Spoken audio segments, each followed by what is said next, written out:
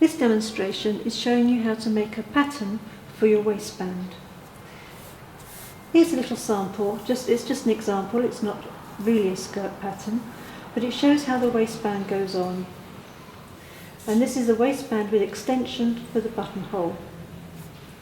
So you can also see, actually, when you look in here, there's a notch there, if you can see that. And inside, if I look inside the seam, there's 2 notches there in the fabric.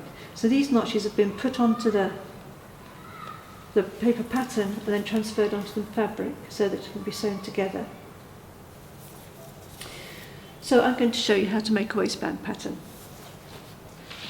For this demonstration, I'm also going to work in half scale so that I can fit the waistband on inside in the size of the screen. So the first thing you need to do is take some measurements.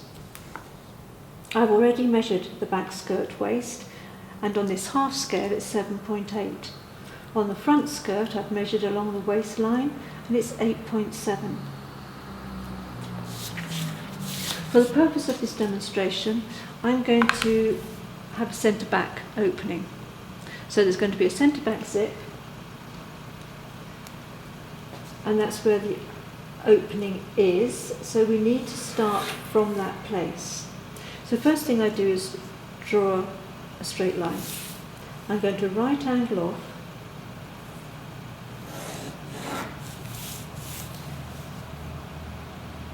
make it a little bit longer maybe. And that gives me the centre front. Right angle there. This is the centre front. Now, if you imagine going around the body, and from the centre front line, I'm going to go travel around the body to the side seam. So the measurement of the front waist from the centre front to the side was 8.7. So I'm going to mark off 8.7. So that's the centre front to the side. So I just put SS, meaning side seam. And then if I keep travelling in the same direction around my body, I'm then going to go from the side seam to the centre back.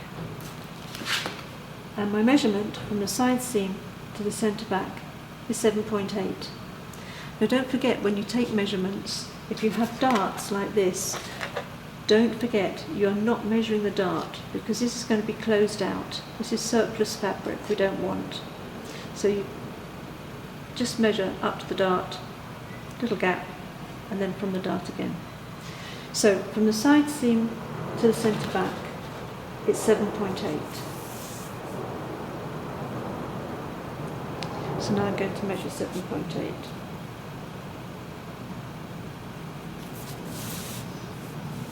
And that takes me to the centre back. I'm going to do exactly the same the other side. So it was 8.7. 8.7 to the side seam. I'll write the figures on actually. I think that always helps. And then it was 7.8 from the side seam to the back. So there's my centre back. So now I've got a straight line, which is indicating the waistband, which goes from centre back, side seam, centre front, side seam, centre back. So I've got my measurements on there. My next thought is, how wide is the waistband going to be? Now, because I've done this absolutely straight, I wouldn't suggest that you do a waistband much deeper than 4 centimetres in real life. So on half scale that would be 2 centimetres. And that's because once we travel up the body and we start to hit the rib cage, we get a little bit wider, and a straight band possibly wouldn't be the best way of doing a waistband. Your waistband will then have to have some shape in it. So here I've put the width of the waistband. I'm going to right angle off at the centre back on one side, but on the other side, because we're going to have a button, I'm going to have a button and buttonhole at the top of the zip on the waistband. I need a little bit of an extension, just like when we put a button extension on down the front of a shirt. So again, it's half scale, so I'll do a centimetre extension, right angle it off. There's my extension there. So that's the waistband. that ought to fit my pattern. Another decision I can make is this sample has a seam. It's a two-piece waistband. There's a front and there's an inside. Or you needn't have this seam here. You could make this a fold. If I was to make it a fold, I need to do another 2 centimetres. This would become my fold line. I'd write fold on it. There is absolutely nothing wrong with writing instruction on your paper pattern. Now all I've got to do is add seam allowances. So as I said before, I work net, I work without seams, I work to measurements all the time. And when I'm happy with what I've got, then I say, okay, let's put seam allowances on. And because I'm working half scale, I'm just going to pop 0.5 around.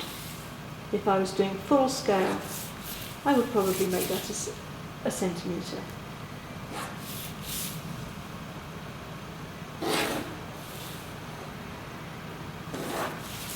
And there's my waistband pattern.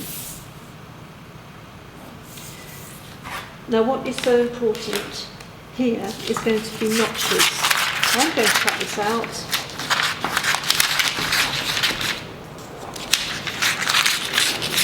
I'll cut this out. You'll notice when I cut out, I keep the paper flat on the table because that way it's more accurate and sort of not waving around in the air.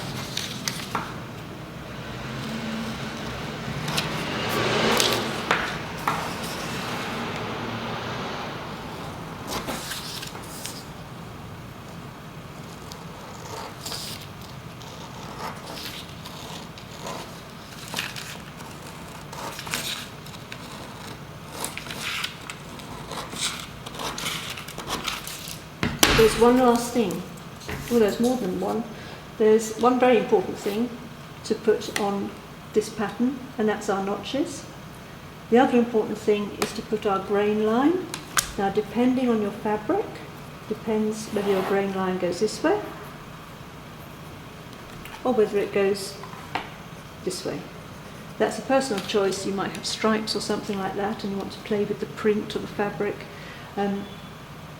It's up to you, as long as it's kept on the straight grain so it doesn't stretch and get out of shape. So if we're putting our notches in,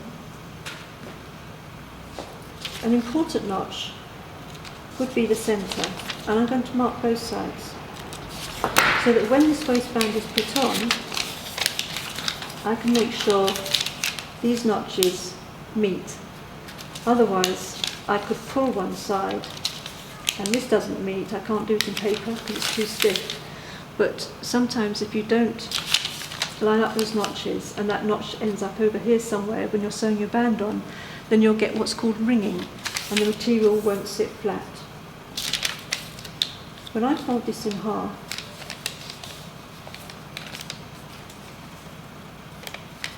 I should find that side seam is in the same place.